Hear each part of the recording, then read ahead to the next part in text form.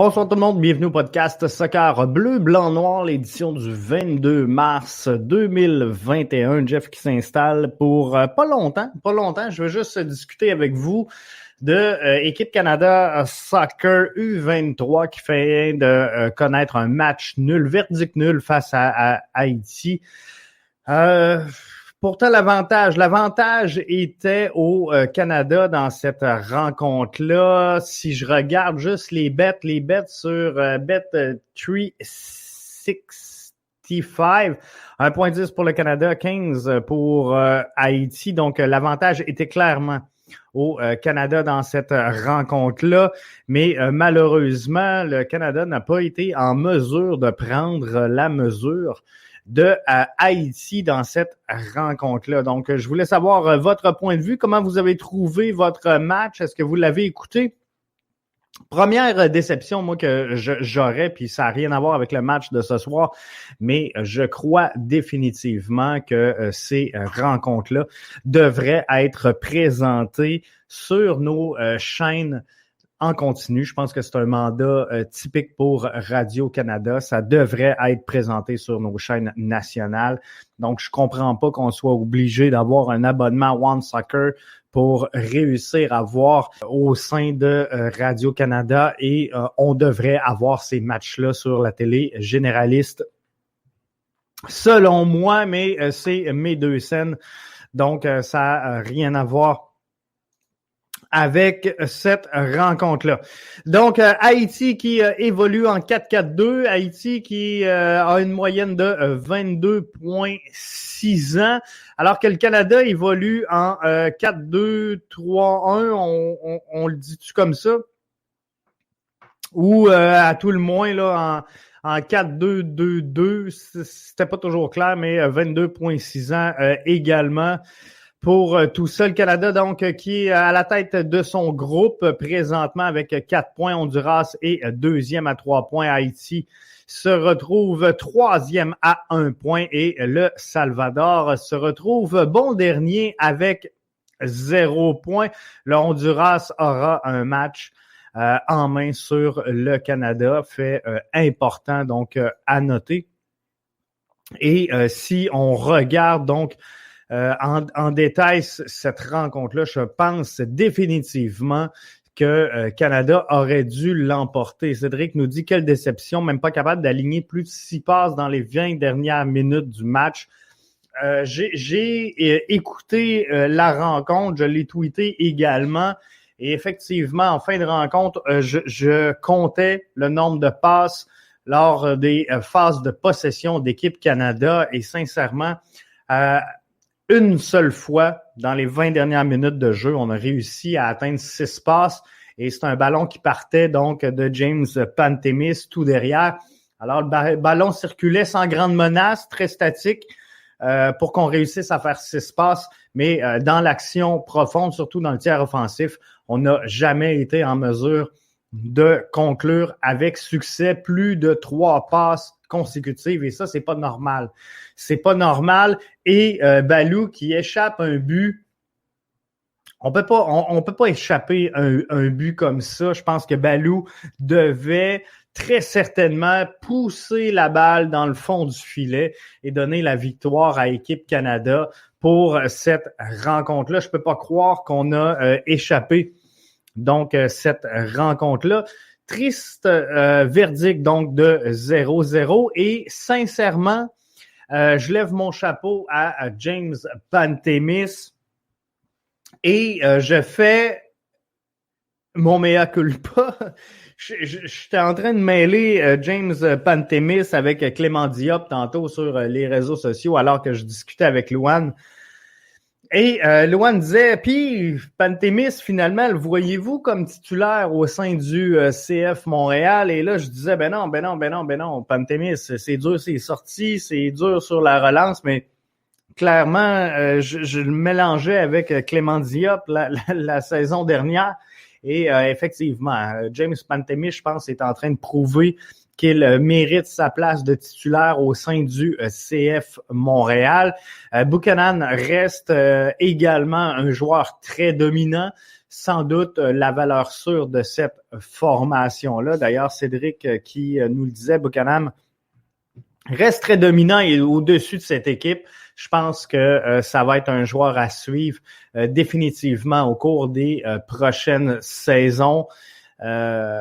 Buchanan, et je pense que ça va être intéressant de le voir jouer prochainement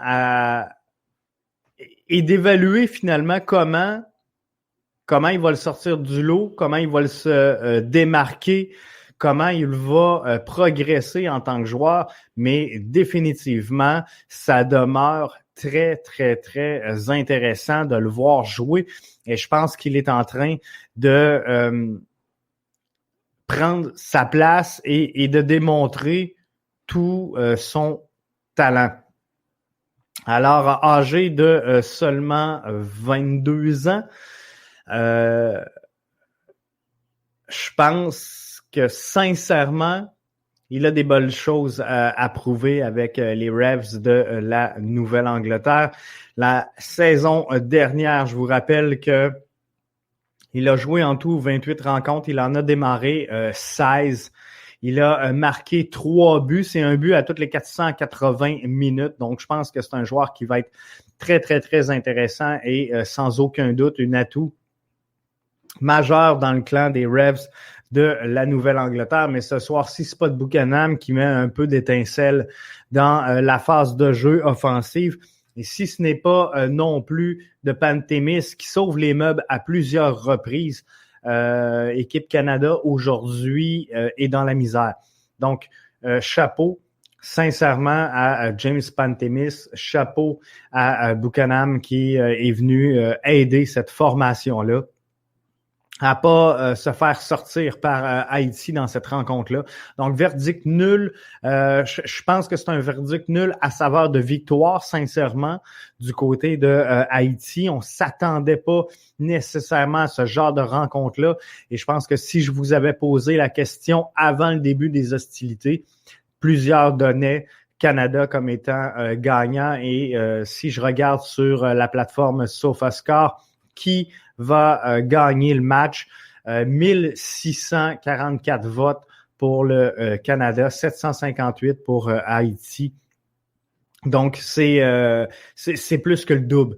Alors, je pense que clairement, tout le monde voyait, en tout cas, la grande majorité des gens voyaient le Canada gagnant. Et il y a plus de gens qui voyaient le match nul que la victoire de Haïti. Donc, c'est vous dire à quel point le Canada avait des chances de remporter cette victoire-là et de mener à bien le projet finalement contre l'équipe haïtienne.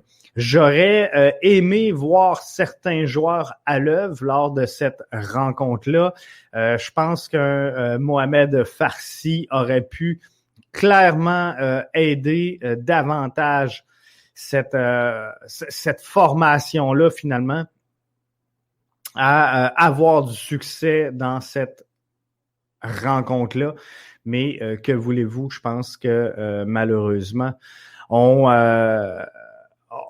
s'en est passé et je pense qu'on aurait pu avoir de quoi de convaincant. Belle entrée pour Zoran Bassong qui a été discret, somme toute, dans cette rencontre-là, mais qui a réussi donc quelques percées offensives, a même réussi à un certain moment donné à aller chercher un corner. Donc, il a essayé de centrer un ballon un petit peu peut-être sur le tard. On va être franc, il n'y avait plus personne pour accueillir ce ballon-là, mais il a quand même sur le jeu récolté un corner. Donc, Cédric qui dit Bassong a été discret, mais a tout de même réussi 2-3 percées offensives. Et ça, c'est très bien, vu le peu de temps de jeu qu'il a obtenu dans cette rencontre-là. Donc, je pense que clairement, ça démontre qu'on aurait pu en faire plus. On aurait pu en faire plus pour le Canada. On va espérer donc un meilleur match pour la prochaine rencontre. Et on va regarder, on va suivre avec vous, bien sûr, ici dans le podcast, tout ce qui va se passer avec Équipe Canada. Arius qui nous dit « Balou a raté une autre chance de marquer. Celui-là était important. » Je pense que Arius, on en a parlé souvent ensemble dans le podcast. Je pense que c'est l'année où il doit y avoir une explosion de Balou. Balou, s'il veut réussir dans le monde du soccer, c'est cette saison plus que jamais. Et ce genre de chance de marquer, ce genre d'occasion où tu as le but sur le bout du pied, tu peux pas te permettre, selon moi, dans la condition de Balou, tu peux pas te permettre de manquer ce genre d'opportunité-là. Tu dois être convaincant et tu dois être en mesure de finir. C'est sûr que aujourd'hui, Wilfred Nancy devait regarder ce match-là et prendre des notes, tout comme Olivier Renard. Et je pense qu'il a manqué une chance importante de concrétiser et de donner une victoire importante dans les conditions à l'équipe canadienne. Donc, faudra effectivement que Balou se ressaisisse et il doit avoir... il doit réussir à marquer sur ces genres de ballons-là. Bon match de la Patrie, possession 55-45 à mon opinion. Moi, je pense que sincèrement, c'est ça. Le Canada aurait pu sortir beaucoup plus fort. Je suis pas certain, puis ça, c'est bien personnel, puis c'est Mauro Biello qui construit sa formation, son schéma tactique, mais à la base, je suis pas sûr qu'on a utilisé la meilleure formation en lien avec les éléments qu'il avait de disponibles à portée de main. Doc qui nous dit « As-tu hâte à l'annonce du gouvernement de l'investissement public dans un stade de baseball? » Je vais être franc, Doc, le baseball, c'est vraiment pas ma tasse de thé. Puis je le sais qu'il y a plein de gens qui capotent sur le baseball à Montréal. Et moi, pour être franc, ça m'interpelle zéro le baseball, mais je pense que sincèrement, le baseball est un sport en déclin, est un sport qui n'a pas d'avenir selon moi dans un marché comme Montréal. Et malheureusement, donc, je crois vraiment davantage au soccer que au baseball. Et je crois qu'on qu'on accordait énormément d'espace médiatique à un éventuel retour des expos qui ont quitté parce qu'on était un trop petit marché, qui ont quitté parce que les gens n'étaient pas là. Je suis pas sûr que on va réussir à faire de quoi de bien avec une formation de baseball. Mais ça, c'est mon point de vue. Je sais qu'il y a des fans, puis c'est correct, vous avez le droit de défendre ça. Mais sincèrement, moi, je serais pas mal plus willing d'investir en MLS et en NBA que d'investir en MLB, mais c'est bien personnel. Mathieu nous dit « Biello doit mettre moins d'emphase sur la défense. Canada U23 doit marquer des buts. » Donc, je pense qu'effectivement, on doit mettre l'énergie sur le tiers offensif. Et on l'a vu ce soir-là. On l'a vu ce soir, Pantémis devant le filet, il est solide, on peut lui faire confiance. Donc, arrêtons de jouer sur le break en arrière et de se concentrer à avoir vraiment un mur défensif qui est très, très, très opaque et favorisons donc cet élan vers l'avant et cette construction offensive qui a manqué ce soir. Belle observation, Mathieu. Des hommes d'affaires et politiciens sont prêts à investir dans le baseball, personne pour du foot. Sincèrement, ça m'étonne pas que les gens soient prêts à investir dans le baseball, surtout les politiciens, parce que je pense que sincèrement, et je démarre pas de ma position, puis vous avez le droit d'être en accord, en désaccord, c'est votre libre expression à vous. Mais je pense que ceux qui promouvoient le retour du baseball présentement sont des nostalgiques d'une certaine époque. Et tu sais, la nostalgie, c'est bien le fun, mais ça fera pas avancer personne. Et on le voit également du côté de Québec. C'est la même nostalgie qui accroche tout le monde au rêve du retour des Nordiques. Le retour des Nordiques, je pense que je peux y croire. Je pense que la ville de Québec, elle est prête à accueillir une concession de cette envergure-là. Par contre, il faut des gens sérieux, crédibles, qui le font pour les bonnes raisons et non pas pour se souvenir qu'en 93, on a joué contre le Canadien puis que juste avant de déménager du côté de Denver, on avait la chance de gagner la Coupe Stanley et le fait que Québec n'a jamais gagné de Coupe Stanley alors qu'ils l'ont fait tout de suite en déménageant. C'est une réalité, malheureusement, dans le marché d'aujourd'hui qui est difficile à suivre. Le sport professionnel coûte énormément cher. Ça prend des gens et ça prend des gens qui ont de l'argent. Donc, c'est facile de dire on va mettre un club, mais sincèrement, de faire vivre ce club-là, c'est une autre chose. Et avant de se dire est-ce qu'on peut avoir un club, il faut se demander est-ce qu'on a les moyens d'avoir un club. Demain matin, si tu veux t'acheter un véhicule de luxe, tu as le droit de t'acheter un véhicule de luxe, tu peux le faire. Mais si tu t'achètes un véhicule de luxe puis qu'il reste dans ton stationnement parce que tu n'as pas les moyens de l'assurer, tu n'as pas les moyens de mettre du gaz suprême dedans, tu n'as pas les moyens de te déplacer avec, puis en réalité, ça te sert à rien, comprends-tu? T'es mieux de te promener en Kia puis d'avoir une belle qualité de vie. Tu sais, c'est un peu ça. Donc, c'est la même chose à plus grande échelle. Mais est-ce que les gens de Québec qui, si on pose la question, désirez-vous le retour des Nordiques? Je pense qu'à 90%, ça va être oui. À partir du moment où on va poser la question, avez-vous les moyens de vous acheter un billet de saison pour aller aux Nordiques? Ça devient plus difficile. Ça devient plus difficile. C'est lorsqu'on va demander à la communauté d'affaires, avez-vous les moyens d'acheter une banque, d'acheter une loge, d'acheter, ça devient de plus en plus difficile.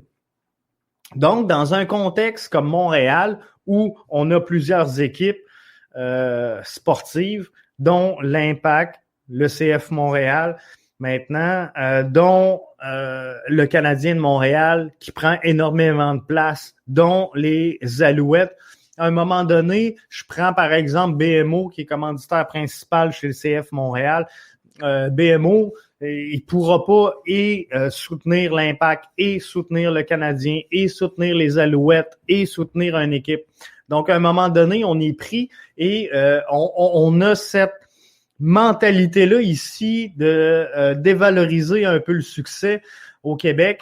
Et ça fait, je pense qu'on perd nos sièges sociaux à vue d'œil. Donc, on a perdu, puis je ferai pas un cours d'économie ici, là, mais on a perdu des grands centres, on a perdu des gros postes, on a perdu des grandes entreprises au cours des dernières années. Mais c'est ces entreprises-là qui font le succès. Mais nous, ce qu'on aime, c'est de cracher sur ces gens-là qui réussissent.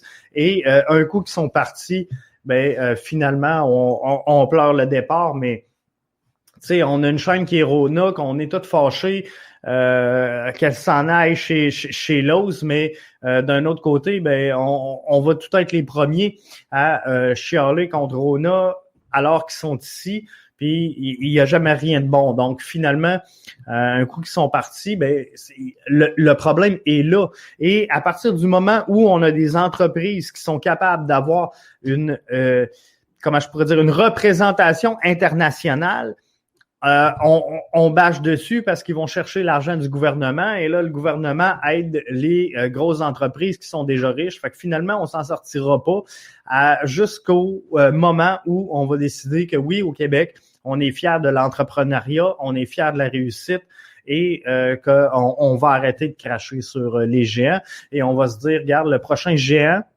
il va être québécois. Fait qu'on a le choix de planter TVA Sport ou de dire un jour TVA Sport sera le ESPN, comprenez-vous? On peut bâcher sur n'importe quoi. Un exemple sur le panier bleu, mais on peut aussi dire le panier bleu, un jour, ça sera le Amazon, mais Made in Québec.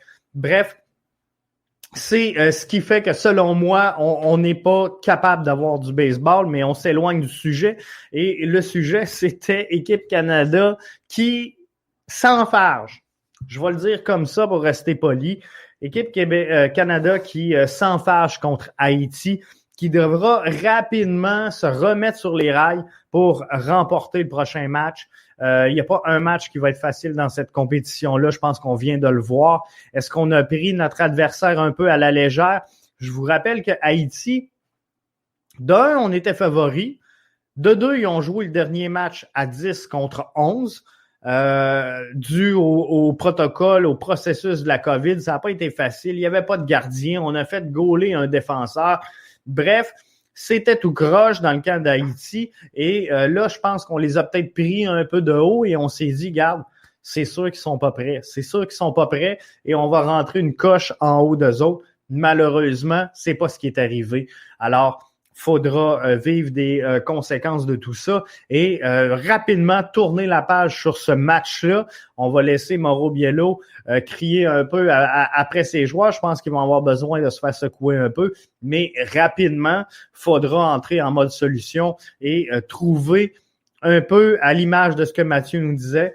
Biello devra trouver une façon d'arrimer son attaque et peut-être de délaisser sa défensive. Puis je comprends qu'il y en a qui vont dire « Oui, mais Jeff, on gagne avec l'attaque. » Non, tu es dans un tournoi, tu veux juste marquer plus de buts que l'adversaire et tu sais que derrière, ça fait déjà le travail. Je pense qu'on a une belle brigade défensive, on a un bon gardien de but, il faut faire confiance à ces gens-là. Donc, allons en avant, allons marquer et mettons l'emphase sur la force offensive. Et je pense qu'en toute fin de match, on aurait pu essayer de progresser différemment et d'amener les changements pour rajouter vraiment une force offensive, ce qu'on n'a pas fait malheureusement. Ça fait le tour. Je voulais juste vous parler d'équipe Canada, donc qui, je vous le rappelle, fait match nul ce soir, 1-1. Mathieu nous dit « Crier sur les joueurs n'est pas la solution, il faut leur donner confiance. » Je comprends très bien Mathieu et j'ai 100%, je suis en accord à 100% avec toi, mais quand je dis faut laisser Mauro Biello crier, c'est pas physique, mais c'est de ramener finalement à l'ordre qu'est-ce qu'on a fait, qu'est-ce qu'on n'a pas fait, et de faire son 5 minutes de chiolage, on va appeler ça comme ça, où il va essayer finalement de déceler qu'est-ce qui n'a pas fonctionné pour ensuite, bien sûr, entrer en mode solution et aller chercher ce qui a manqué à Équipe Canada aujourd'hui. Équipe Canada n'a pas l'instinct du tueur comme le Mexique et les États-Unis et c'est ce qui va falloir aller chercher. Puis c'est le fun, Mathieu, que tu lèves le commentaire parce que moi, j'écoutais le match avec mon garçon et sincèrement, c'est un peu ce qu'on s'est dit. Tu sais, le Canada manque l'instinct du tueur, manque de grinta, manque de vouloir. On sentait sur le terrain qu'on s'était mis au niveau de l'adversaire. Au lieu de le forcer, l'adversaire, à s'amener à notre niveau, on s'est descendu au niveau de l'adversaire et ça a donné le genre de match qu'on a connu ce soir. Doc nous dit, est-ce que ce match nul sera synonyme de non-qualification en bout de ligne? Je pense que le Canada, sincèrement, n'est pas mort. Une victoire pourrait fortement donc les aider lors du prochain match. Mais l'important, Doc, pour le Canada, c'est de rapidement tourner la page, comme je disais, de clore ce dossier-là et sans crier sur les joueurs, mais de rapidement mettre en lumière ce qui n'a pas fonctionné dans cette rencontre-là et dire, OK, pour le prochain match, on part quand l'arbitre siffle, et on veut gagner ce match-là. Et pour le gagner, c'est simple. Faut que tu ailles le ballon plus souvent que ton adversaire. Faut que tu contrôles ce ballon-là. Faut que tu le mettes dans le but plus souvent que l'adversaire. Donc, c'est quoi tu fais? Tu joues haut, tu joues par en avant et tu essaies de la mettre dedans. C'est ce que le Canada doit faire au prochain match. C'est tout ce qu'ils ont à faire. Et je pense qu'avec une victoire lors du prochain match, le Canada sera pas en mauvaise position pour la suite des choses, mais le Canada, sans aucun doute, peut plus se permettre rien d'autre que la victoire. Le Canada peut se qualifier en demi-finale avec un match nul contre le Honduras, mais on veut pas rentrer par la petite porte. Moi, je pense que le Canada doit rentrer par la grande porte. Le Canada va rentrer en étant qualifié avec une victoire face au Honduras. Moi, c'est ce que je veux voir, en tout cas. Je veux pas d'une équipe qui va se qualifier avec une victoire et 2 matchs nuls. Je pense que c'est pas suffisant dans les conditions. Avec l'équipe que Mauro Biello a sous la main présentement, il doit être à la recherche de victoires. Et moi, je pense que de se contenter d'un match nul, ça serait trop peu. Je le sais que ça passe. Je sais que ça va le faire. Je le sais qu'avec le CF Montréal, on est habitué à se contenter de ces demi-mesures-là. Malheureusement, moi, j'ai plus d'ambition que ça. Et je veux voir mon équipe réussir. Je veux voir mon équipe gagner. Je veux pas voir mon équipe poursuivre parce qu'ils font des matchs nuls. Moi, ce que je veux, c'est un Canada qui gagne son prochain match face au Honduras. Mais malgré tout, Doc, Mathieu a parfaitement raison. Le Canada pourrait se qualifier en demi-finale avec un match nul contre le Honduras. Mais on va viser, on va travailler et on va espérer la victoire. Je pense que sans ça, ça va laisser un goût amer en bouche. Ça va le faire, mais ça va laisser un goût amer en bouche. Comme ce match nul-là aujourd'hui, moi je vous le dis, c'est un match nul, mais pour moi, à mes yeux, c'est une victoire d'Haïti sur le Canada parce que c'est gros pour Haïti aujourd'hui d'avoir fait match nul, selon moi, contre le Canada, avec l'édition qu'on a, avec la cohorte qu'on a. Canada qui forge beaucoup d'ambition. On en a parlé. L'équipe Canada U23 pourrait être la première équipe canadienne U23 à se qualifier pour les Olympiques. Il faut ça. Donc, on peut pas se permettre de demi-mesure. Donc, un match nul va être synonyme quand même de qualification, mais ce sera pas, à mes yeux, suffisant parce que je pense qu'on mérite mieux, parce que je pense qu'on vaut mieux et parce que je pense qu'on est capable de mieux. Donc, Mauro Biello doit trouver une façon de composer avec ce groupe-là et ça passe peut-être par la composition de son schéma tactique sur le terrain. Là-dessus, gang, je vous remercie d'avoir été des nôtres. Merci d'avoir participé. On va être en ligne avec vous ce mercredi, moi et Arius. Dimanche, bien sûr, avec Arius et Richard pour regarder les meilleurs éléments donc en MLS, les meilleurs jeunes joueurs qui sont disponibles en MLS cette saison. Qui regarder dans les jeunes sensations?